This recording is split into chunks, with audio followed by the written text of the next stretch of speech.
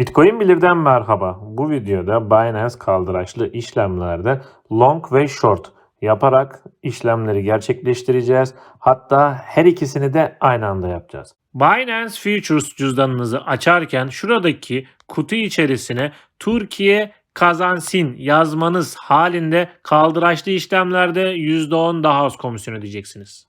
O da ne? Hemen yukarıda karşımıza bir kampanya çıktı.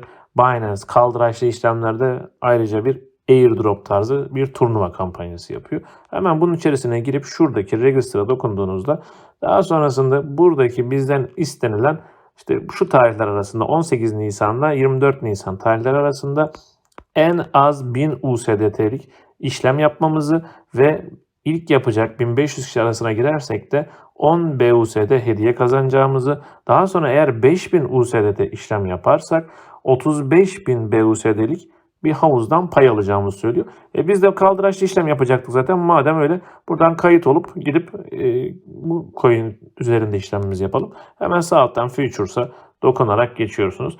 Bu coin'e nasıl geleceğinize dair de şuradaki yere dokunduğunuzda buraya coin'in ismini yazdığınızda karşınıza otomatikman çıkacaktır. Ben bunu her seferinde nasıl bulacağım diyorsanız da yine şuradaki 3 noktaya dokunursanız eğer burada add to favori yapabilirsiniz ve favorilerinize eklenmiş olur. Böylece dokunduğunuzda direkt favori sıralamanızda görürsünüz. Şimdi buraya bir miktar USDT atmanız gerekiyor. Benim burada yaklaşık 464 dolar gibi bir bakiyem var. Kaldıraç oranım 20'de, çapraz marjinde işlem yapacağım. İzolede yapmak şu an için yeni başlayanlar için riskli olabilir. O yüzden burada işlem yapacağınız kadar miktarı atın ve burası cross'ta kalsın, çaprazda kalsın. 20 kaldıraç ideal bir kaldıraç. Daha düşüğünde yaparsanız daha iyi olabilir. Şimdi burada işlem açarken long burası, short da şurası. Şuradan değişiyor.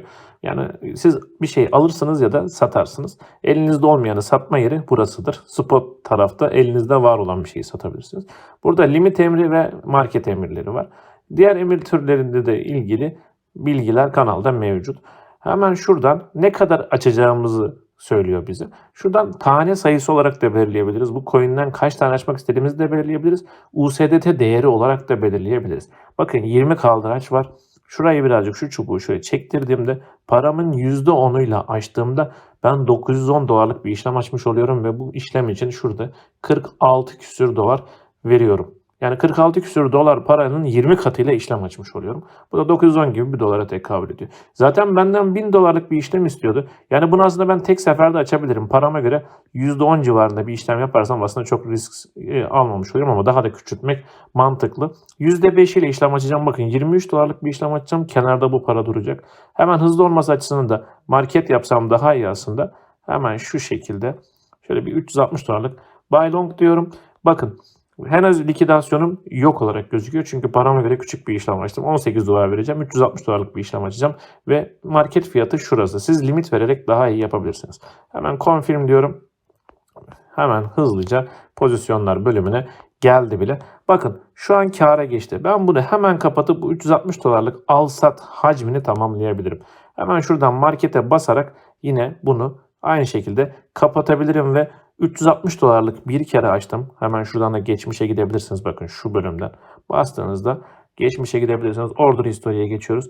Ben 360 dolarlık bir işlem açtım. 360 dolarlık da bir işlem kapattım. 720 dolar hacim yaptım. Tabii bunda kar ettim mi etmedim mi diye soracak olursanız da bakın burada yaklaşık bir 7 sent gibi bir zararım oldu. Hemen o sayfaya geri döndüğümüzde ne kadar işlem yaptığımızı buraya yansıtacaklar. Şuraya bakın My Trading Volume kısmında görebileceksiniz. Ben burayı tamamlamış mıyım, tamamlamamış mıyım diye bakabilirsiniz. Bu günlük olarak güncelleniyor, anlık değil. Gün sonunda buraya geçecektir. Peki sen şimdi işlemin vardı, onu kapattın. Peki short'u nasıl açacaktın long işlem açtıktan sonra? Şundan da short'a geçiyorsunuz. Sell'e basıyorsunuz. Yine aynı şekilde buradan çubuğu çekerek çok büyük olmasın pozisyonunuz, riskiniz artar. Paranız var diye bu çubuğu sonuna kadar çektirmeyin. Böyle spotta işlem yapar gibi açmayın arkadaşlar. Burayı böyle olabildiğince küçük tutun. %2'lerde, 3'lerde bir işlem açın. Duruma göre giriş fiyatınızla ilgili de şimdi bilgi vereceğim. Short işlem açtım. Bakın giriş fiyatım 0.49. Market fiyatı da şu an benimle aynı gidiyor. Likidasyonum 1 dolar. Bu 1 dolara çıkarsa eğer ben tüm paramı kaybederim. Çünkü neden ben düşüşüne işlem açtım? Short işlem açtım.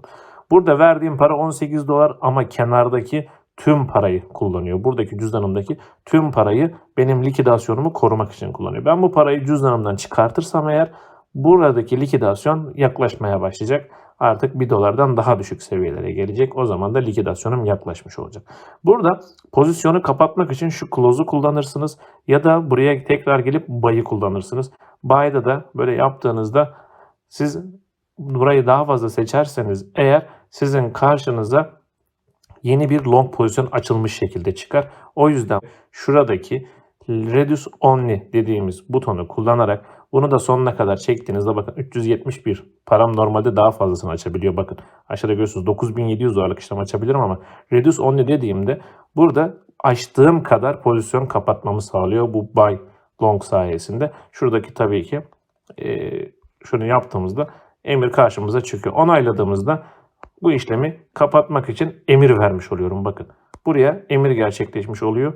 Şuradaki 0.49.12'ye geldiğinde kapatacak. Şu an fiyat oralarda değil. 0.49 100'ü geçti. Yani ben birazcık zarar etmiş oldum. Buradan da direkt close'a basarak şuradan market ya da limit diyerek de bu işlemi komple hızlıca kapatabilirsiniz. Burayı da kullanabilirsiniz. Buradan hemen confirm diyelim ve zararına birazcık kapatmış olalım.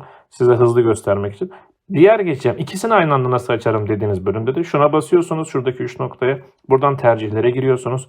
Buradan pozisyon ayarlarına giriyorsunuz ve şuradan çift yönlü modu açmanız gerekiyor. Burayı açtığınızda artık bakın buraya open ve close seçenekleri geldi. İşlem yaparak gösterelim hemen. Şuradaki limit yerine yine marketi kullanacağım ve yine çok küçük böyle çok büyük olmayan bir işlem açacağım. %2'lik paramla şuradaki open long yapacağım ve bakın.